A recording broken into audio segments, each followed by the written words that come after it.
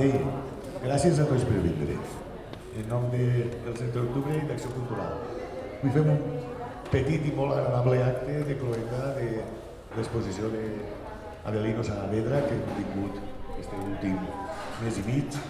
Tenim també així el Joan Gómez Alemany, que ha estat el comissari, bueno, l'artista és ell, per si no ho sabíeu. I després parlarem del llibre que ha editat Edictoralia sobre la seva obra i tindrem també una acció sonora en la que participaran el propi Avelino, el senyor Galeana al saxo i Bertomeu Ferrando amb la seva especialitat sonora i de performance. Simplement és això, donar-vos les gràcies. Creiem que l'exposició ha estat un èxit i un acte de justícia en el treball d'Avelino, que fins ara havia passat desapercebut perquè no està en el mercat. Molt bé, gràcies a tots i tirem endavant.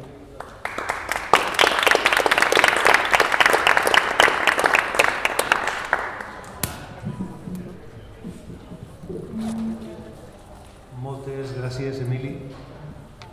Gràcies a este meravellós Centre Cultural Contemporani, a l'Octubre i Acció Cultural País Valencià, per, com sempre, obrir les portes a les nostres bogeries. Agafa la teva paraula última que has dit sobre el catàleg, que és sobre l'exposició, que era fer justícia. Jo crec que aquesta seria la paraula o el titular d'aquesta presentació i d'aquest esdeveniment que ha estat durant 2 mesos l'exposició d'Avelino en el fosso de l'Octubre. És un acte de reivindicació, és un acte de justícia, és un acte per a mi somiat des de fa molts anys, des que conec l'Avelino, que calia documentar i exhibir la seva obra. Una obra que malauradament no ha estat exhibida ni projectada en galeries d'art ni en museus i aquesta és una primera i gran oportunitat de poder mostrar una llarga trajectòria artística de don Avelino, don José Avelino Fernández Saavedra. Amic des de fa més d'una dècada, jo crec que ja s'acostem als 3 lustres. Tota una trajectòria de complicitats, trajectòria de treballar en el seu estudi, casa a casa estudi, no se sap mai què va primer, i veure durant aquests pràcticament 15 anys, veure moltes de les obres que estan ahí baix exposades, com anaven germinant, com anaven creant-se. Perquè la seva casa estudi era un lloc per a treballar, per a assajar i per a fer so. I la veritat és que les nostres conversacions moltes vegades acabaven en això, de quan fem un catàleg, quan fem una gran exposició teua, no? Perquè si ja haveu vist l'exposició i teniu el catàleg en les mans, el catàleg que pesa 1,350 grams, podeu comprovar que la trajectòria d'Avelino és assombrosa. Assombrosa per molts motius, per la quantitat i per la qualitat de la seva producció. És un recorregut per moltes èpoques de la seva vida, un recorregut per moltes poètiques artístiques, moltes poètiques estètiques. Domina molts llenguatges, domina moltes tècniques, és una persona inquieta, molt inquieta, diria jo, i que quan es proposa fer alguna cosa, la fa. Toca 1000 instruments, no sé com ho fa, perquè jo toco el saxo i malament, o sigui, no sé com és possible que sigui capaç de proposar-se tocar instruments, alguns d'ells inverosímils, i avui d'alguna manera ens sorprendrà amb un nou aparell electrònic. Normalment toca la percussió, però avui tocarà una percussió digital electrònica. És a dir, persona inquieta que ha navegat i continua navegant en molts aspectes, en molts camps, en moltes disciplines i fins i tot indisciplines de l'art. I veureu que treballa la tinta xina sobre el paper d'arròs, treballa l'oli, treballa l'abstracció, treballa la figuració, treballa una certa metafísica, treballa la provocació. I la veritat és que és tot un poema, no? És a dir, és difícil poder descriure en 2 o 3 minuts, que vaig a callar-me ja, tot el seu quefer, no? És a dir, tota la seva tasca, tot al llarg de més de 30 anys, davant de la pintura, de les arts plàstiques, però també davant de la música, davant de la creació sonora. Jo el vaig conèixer en un local que ja no existeix, que estava al barri del Carme, la Clínica Mundana, i ahir se conegueren. Jo vaig fer un concert ahir una vesprada amb un company i ahir se conegueren, això seria, no sé, el 2011, ja no recordo molt bé la data, i a partir d'ahir sintonitzarem en qüestions molt clares, en qüestions conceptuals fins i tot, no? De què és el que volem, què és el que ens agrada i en qui volem estar per a fer això que ens agrada. I a partir d'ahir va néixer una relació que està en un text al final, una mena d'epíleg que m'he permès un poc, amb el permís d'ahir, òbviament, de publicar una mena de cronologia de la nostra relació i això, diguem-ne, m'ha permès fer en aquesta cronologia, fer un repàs de la nostra activitat, de la seva activitat, òbviament, sonora sobretot. Bé, ràpidament, perquè volia passar la veu a Joan, que ha sigut realment l'artífex, perquè jo no podia aconseguir el que volia. I l'aparició de Joan Gómez Alemany en escena ha estat definitiva, perquè no sé com ho ha fet, però va aconseguir posar a treballar en sèrio a l'Avelino, fer una labor de més d'un any de treball, de recopilació de tota la seva obra, d'una manera d'indexació, de fotografiar tota la seva obra i preparar-la per a una exposició antològica com la que tenim baix i també per a poder fer el catàleg que teniu en les vostres mans. Bé, tenia encarnat un catàleg no només de fotografies, sinó també acompanyar-lo d'alguns textos. I bueno, la veritat és que ha sigut un catàleg prou farcit d'amistat, sobretot. I bé, el pròleg, que ara explicarà Joan, el pròleg és d'un amic nostre, Antonio Martín, ell viu a Màlaga, és un crític nostre de capçalera. Se coneguerem en un concert que vam anar a Màlaga, l'Avelino i jo, fa ja molt de temps, fa més d'una dècada, i a partir d'ahir, des de llavors, tenim una gran amistat amb Antonio Martín, i que treballa en l'Hospital de Màlaga, per si algun dia teniu un problema per allà. Antonio Martín, que fa un pròleg fantàstic, com és ell, desbordant, bueno, ja llegireu. Després ve la introducció de Joan, que és una introducció raonada, realment és el text central, el que li dona corpus teòric, filosòfic i estètic al llibre, i a partir d'ahir repassa tota la seva obra plàstica, obra gràfica, performance, i música, que és a tot el que es dedica a l'Avelino. I bé, tenim textos d'Antonio Luis Guillem, que és un músic metge de Granat, que viu a Almeria, també gran amic nostre, hem tocat molt amb ell. Tenim un text de Fontisa Francés, que és una artista, ella crec que de segoviana, però viu a València fa molts anys i viu al barri del Carme, on té un taller preciós que de tant en tant fem algun concert ahir.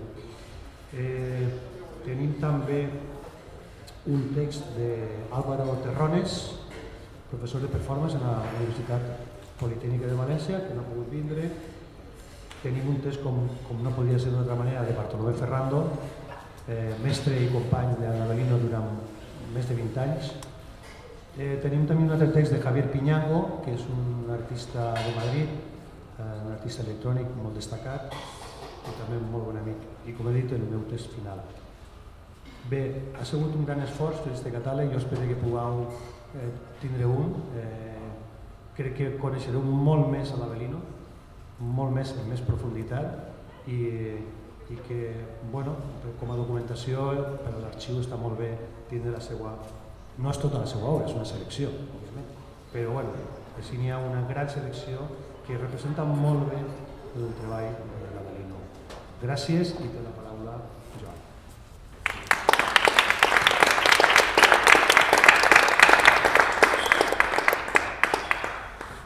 Bon dia, moltíssimes gràcies per vindre. Moltíssimes gràcies també a Emili per haver-nos deixat exposar en aquest meravellós espai. Un espai que per a comissarar una exposició en certa manera és un repte perquè té dues sales, té diferents parets, no és el típic cub blanc fàcil d'exposar. Aleshores, en l'exposició Avelino i jo vam parlar un poc de com intentar barrejar la seva plàstica multiestilística fragmentada amb certa coherència. O sigui, tot el que veurem baix que està barrejat, els estils estan difosos, en el llibre, per qüestions més pedagògiques, més metòdiques, vaig intentar un poc explicar i raonar, en certa manera d'unificar. Vaig explicar un poc el caràcter del text, que en certa manera es retroteu directament a la pintura d'Avelino, que si voleu després podeu baixar i veure, i es titula Sobre el pensamiento y la pintura de Avelino Saavedra, dispersión multiestilística en la fragmentación. És un poc molt similar al títol de l'exposició i ens retrau aquesta idea de que Avelino és un artista que no es pot classificar en un sol estil i, a més, no té una coherència metòdica, és més anarquista i aleshores treballa per fragments. Va treballar per fragments i, en aquest sentit, el primer subapartat del text es diu La imposibilitat de realitzar una descripció general de Avelino Saavedra. Si pensem en molts artistes, alguns que fins i tot classifiquen els quadres de manera ordenada, tenen tota una sistematicitat, uns temes, unes temàtiques, uns estils molt coherents i raonats. Avelino no, Avelino funciona d'una manera més intuitiva, que això no vol dir que sigui ni menys seriosa, ni menys interessant, ni res. El problema és que són dos metodologies. I en aquest sentit també després titula un apartat sobre l'anarquia en l'arte i l'artista. Tot i que Avelino no sol poetitzar, no li interessa molt la relació art i polític, podem d'ahir traure molt de la seva metodologia, de la seva manera de viure, de la seva manera de relacionar-se amb el seu ambient. Tenim un apartat que és social, bastant crític, i això és un poc que se raona ahir amb el text. Y continuem en la caducidad de los géneros artísticos y la pintura como muerto resucitado. Si pensem que la pintura ja fa molt de temps, que per exemple Joan Miró va dir que ja assassinaria la pintura, o fins i tot en el segle XIX, Paul Degauche, quan va néixer la fotografia, diu que la pintura està morta, sempre hi ha un mantra que la pintura està morta, però no, sempre ressuscita, sempre tenim pintura, tenim tornada de pintura i com ressuscita. Avelino té el mèrit de que ell mateix, sent autoconscient, com després en l'entrevista que li vas fer i ell llegint els fragments, ell ho diu clarament que la pintura està morta, que vivim un poc de la tradició i també és la idea de traure dels estils, de la història, però amb aquesta mort, aquest mort ressuscitat, aquest zombi, que sempre continua dient moltes coses interessants. I en aquest sentit, un segon apartat és les permeables etapes de la pintura d'Avelino Saavedra. També és molt coherent en aquest sentit de que si mirem enrere, si tenim tota una història que es desborda, que tenim moltíssims estils, tampoc al final no és com si estiguem a l'edat mitjana, que hi havia 3 o 4 tècniques, 3 o 4 formats i era fàcil d'ordenar. Avui en dia tenim tant i vivim una cultura digital de sobresaturació i en aquest sentit les etapes es permeten. En l'exposició de baix es veu perfectament, tot i que per a donar certa coherència o certa ajuda al lector o a l'espectador, cert que Avelino, tot i així, sí que té 5 etapes.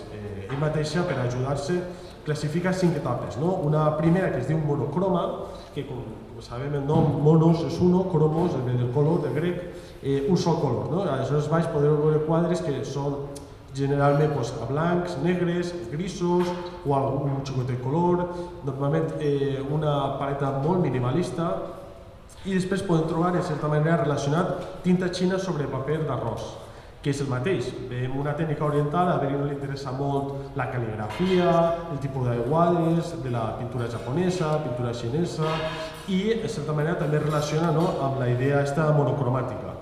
Passem a un estil totalment oposat, totalment diferent, el multiestilisme, que titularíem gestual matèric. Avelino s'interessa un poc en les corrents informalistes, expressionistes abstractes, d'entendre la pintura com a gest, com a vivència, com a gest subjectiu, d'expressivitat, de visceralitat, i ahí podem trobar moltíssims quadres. Podeu veure, i si pensem que aquesta part és un poc més abstracta, més física, més energètica, Avelino una altra vegada vota i va cap al simbolisme. Ell anomena la seva quarta etapa simbolisme oníric. Simbolisme oníric ens retornava això, la idea del símbol, de la metàfora, d'idees, d'arquetips, i oníric ve un poc de la vessant surrealista. Podreu veure molts quadres en el catàleg. En el catàleg hi ha moltíssims més quadres que baix, però bueno, baix tenim una bona mostra exemplar d'esta idea, d'una metarealitat, una idea d'anar més enllà. I si pensem que tot això és molt abstracte, que va pels núvols, els somnis, Avelino una vegada més ens diu el contrari i ve a la Terra. Analitza la Terra, analitza la contemporaneitat i hi ha una cinquena etapa, l'última, que anomena social, una temàtica social especialment relacionada amb els mitjans de comunicació, amb les temàtiques crítiques, polítiques. I bueno, tenint tota aquesta trajectòria, és normal que les influències d'Avelino siguin molt nombroses, moltes. I es poden pensar, bueno, aleshores Avelino, ell és un pintor propi, ell barreja, ell mescla, ell s'ho apropia tot. És un poc aquesta dialèctica, no? És molt difícil innovar, si de fet alguna vegada s'ha innovat, perquè tot l'art al final és una relectura del que hi ha abans per a continuar avançant i per a tornar rellegint. També la nostra idea de progressivitat, d'una linealitat, certament és falsa, perquè altres cultures tenen una idea més circular, de tornar a llegir, de tornar a dir el mateix amb paraules diferents, i Avelino un poc té aquesta etapa. Utilitza moltes influències, jo citen moltíssims exemples que podem detectar, inclús el mateix Avelino cita autors, li interessa molt Velázquez, li interessa Rothko, li interessen els artistes, i ens diu un poc d'això, de tornar a agafar, a rellegir, però des de la seva pròpia personalitat. També Avelino agafa de la cultura del còmic, de l'underground, i ho mescla tot això, diguem, el que se sol conèixer la pintura més culta d'ell. Aleshores trenca les barreres i és capaç de barrejar. I en aquest sentit jo classifico uns xicotets moviments artístics generals com el pop art, el neoexpressionisme, que són dos corrents que podem detectar molt fàcilment com a influència, sobretot pels mitjans de comunicació del pop art. La diferència és que Avelino és molt més irònic, és molt més crític. Si pensem en el cànon d'Andy Warhol, que és més un art al final quasi comercial, de producció de mercancia a través de l'art, ell utilitza, Avelino ja sabem, està fora del mercat, no li interessa el món galerístic, i aleshores ell utilitza això, s'apropia i des d'una altra vessant. I la vessant neoexpressionista, que és una corrent que està naixent als anys 70, als anys 80, però molts artistes continuen vius, si pensem en Basèlitz, que és un de referents. Avelino, aquesta part expressionista, textual, d'anàlisi de la subjectivitat, també la pot detectar en moltes de les seues pintures. I ja com a conclusió, jo faig també una espècie d'autobiografia personal meua, com José Lluís en el últim capítol, que jo a Avelino, quan estava estudiant Belles Arts, jo en el fons el vaig conèixer com a músic.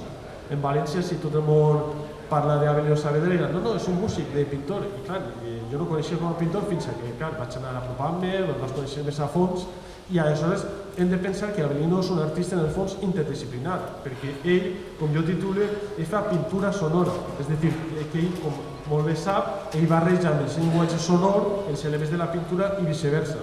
Aleshores és capaç de barrejar tota aquesta estilística amb un artista propi que, a més, ell no li agrada dir que escriu, però escriu molt bé, ja veureu els seus textos, escriu molt bé, té un pensament molt interessant, pintor, escultor, performer, músic, artista sonor, etc. És a dir, tenim un artista d'un perfil molt característic actualment, un perfil interdisciplinar i que ens diu al final també de l'art actual. Moltes gràcies. Bueno, lo primero es agradecer al Centro Octubre de Cultura Contemporánea por acoger la exposición, que bueno, para mí ha sido pues, un lujo, ¿no?, poder exponer, porque así como Joan ha dicho hace un momento que no me interesa el mundo galerístico, no es exactamente que no me interese, sino que las veces que me he presentado en galerías, pues por lo que sea, yo lo achaco, y porque alguna vez me lo han insinuado, que lo que hago es como muy disperso, entre comillas. Entonces siempre me han sugerido, bueno, si tuvieras una obra más solo en este estilo o solo en el otro estilo.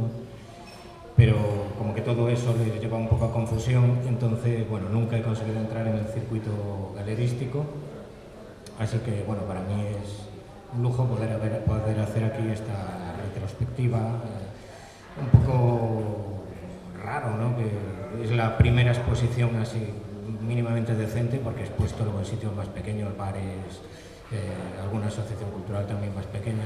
Es como la primera exposición que yo considero mínimamente decente y bueno, por eso agradecidísimo. Luego también muy agradecido a Gali, querido Gali, por haberme espoleado a recopilarlo todo, a hacer el libro catálogo y nada, ha sido, como él ha dicho, ha sido un año de mucho trabajo de fotografía de buena calidad, a nivel técnico me he preocupado de que la fotografía se resalte hasta la textura de la tela, las propias texturas de los materiales, la pincelada, o sea, todo eso lo he hecho con luz natural, pero como vertical, intentando realzar la sombra que la propia textura hace sobre la textura de los materiales hace sobre la tela. Y bueno, yo creo que ha quedado un libro ahí estoy bastante contento con ello. Entonces, bueno, yo no tengo la capacidad de oratoria aquí de mis colegas, de hecho me cuesta bastante, pero bueno, así que voy a dar un poquito la chapa y voy a leer algunos fragmentos de la entrevista que me ha hecho Joan para poner un poco en contexto y explicar un poquillo cuál es mi posición ante la pintura y el arte en general. Y bueno, pues voy a leer algún textillo de aquí.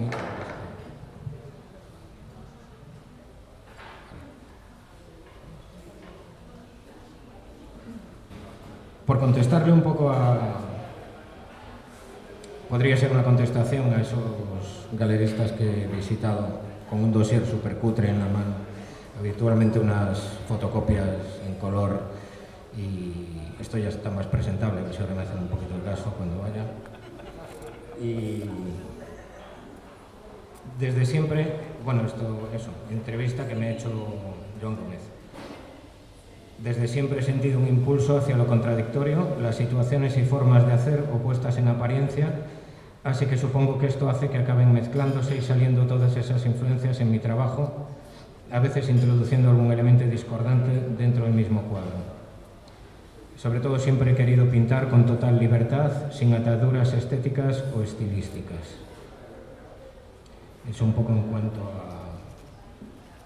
a los distintos estilos, entre comillas, no entiendo eso de los estilos. Salvo en contadas ocasiones en las que planifico lo que voy a hacer, normalmente la pintura simplemente fluye y unos trazos, unos gestos conducen a otros y por asociación de ideas, un poco el estilo del automatismo psíquico de los surrealistas, la imagen final va tomando forma. Raramente hago bocetos ni dibujos previos y a veces hasta que no doy con la tecla adecuada me toma años dar un cuadro por terminado. De hecho, ahora mismo estoy en casa trabajando en uno pues de hace unos 35 años más o menos.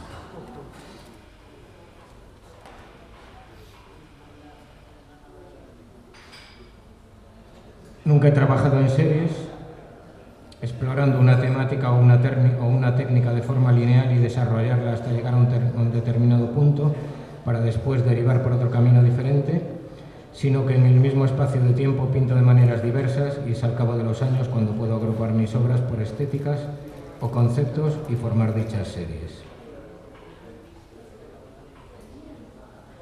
Luego, en cuanto a una pregunta que me hace Joan sobre lo que es para mí el arte, esa pregunta delicada que nadie ha sabido contestar ni se sabrá, yo doy mi opinión, que es que para mí el arte no tiene únicamente que ver con los medios de expresión que se utilicen, ni los procedimientos, ni el trabajar con determinados materiales, con que lo resultado o lo creado entre comillas, tenga un valor artístico.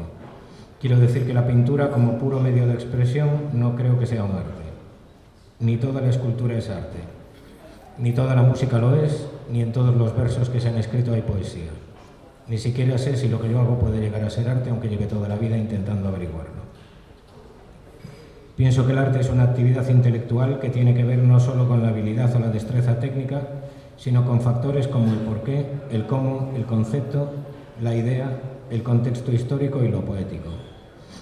Luego, el concepto, la idea se canalizan a través del trabajo manual que la ejecución de la pieza requiera, tanto para realizar una pintura o una escultura, preparar y ensamblar materiales para una instalación, como trabajar el propio cuerpo para una performance. Tampoco me interesa hacer algo puramente formal, estético y aún menos decorativo, sino que intento transmitir una actitud y un posicionamiento ante la vida a través de mi práctica.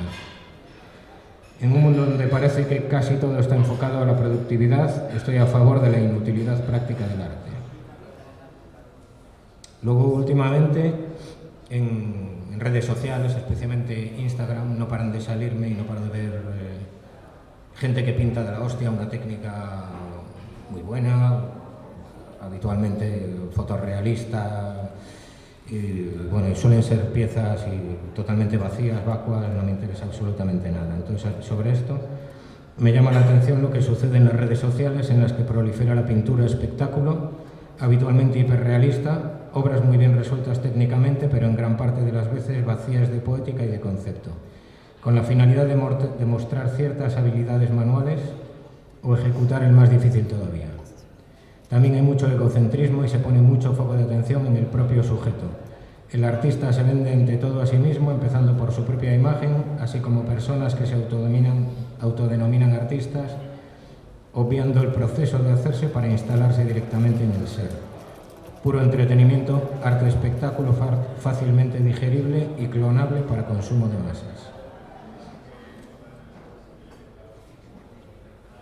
Luego aquí tengo otro de los bajones que me ha producido en cuanto a la pintura estos últimos años ha sido con la aparición de la inteligencia artificial, que realmente pues oye, he estado como una crisis de a ver a dónde lleva esto, que tiene sentido seguir pintando, no tiene sentido seguir pintando, pero bueno, sobre esto he escrito: durante toda la historia del arte, la creatividad ha sido Durante toda la historia del arte y la creatividad han sido historias humanas, pero la aparición de las inteligencias artificiales generativas y su evolución exponencial parece que estamos ante el principio del fin de una era. Las imágenes de obras de arte, entre comillas, generadas por inteligencia artificial, que al fin y al cabo son un refrito de obras originales preexistentes, ganan más y más terreno en Internet, contribuyendo a la confusión, a la banalización del arte, convirtiéndolo en un producto de entretenimiento vacuo y creando un nuevo estándar de mediocridad que al final será lo que el público demande. Son imágenes imbatiblemente rápidas de producir, fáciles de consumir y todavía más rápidas de olvidar. Aún así, siempre habrá quien siga en la brecha manual y analógica, porque lo artístico, la creatividad, como algo intrínseco al ser humano, es comunicación. Es conexión con los demás y es una herramienta de crecimiento y de autoconocimiento que favorece el desarrollo intelectual y el pensamiento crítico. De todos modos, cada medio de expresión siempre ha ido ligado a los materiales y avances técnicos y tecnológicos de su época, así que creo que el tiempo dorado de la pintura ya ha pasado. Ya acabo, no voy a dar mucho la chapa. Espera que no se me detenga.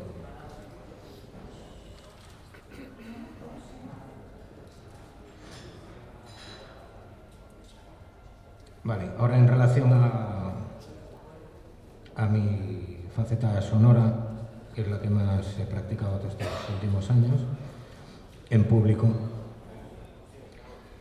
Pues desde hace unos años, en el aspecto sonoro, me dedico principalmente a la improvisación libre, una forma de hacer música o de trabajar con el sonido que a mi modo de ver tiene más que ver con lo plástico que con lo que tradicionalmente se entiende por musical. De la misma forma que cuando pinto de manera más libre, gestual o matérica, unos colores, unos trazos conducen a otros, al emplear el sonido como material entran en juego timbres, texturas, dinámicas, intervalos de sonido o silencio, y la pieza sonora se va construyendo de la misma forma en que lo haría una pintura, entrando también el azar en la ecuación. La diferencia principal entre ambos medios de expresión es que la pintura es un trabajo solitario, introspectivo, y la improvisación musical es una práctica colectiva. Así que uno no puede tener el control sobre lo que sucederá en cada instante, ya que nunca se sabe el material sonoro que van a generar los otros improvisadores con los que se está dialogando. Yo empecé a interesarme por las músicas más experimentales, entre comillas, que tampoco me gusta la palabra experimental, pero bueno, para entendernos, empecé a interesarme por las músicas más experimentales en las que se utilizaba el sonido enfocándose más en ciertos aspectos de este, como la dinámica, el timbre, lo textual, lo atonal, lo abstracto, el ruido, el silencio. El sonido percibido como un material, como lo son los pigmentos, el barro o la piedra, es lo que hizo que estableciera esa conexión entre lo que hago a nivel sonoro y a nivel plástico. Veo mucha relación entre la libre improvisación musical y la pintura abstracta, solo cambian el medio, las herramientas y los materiales.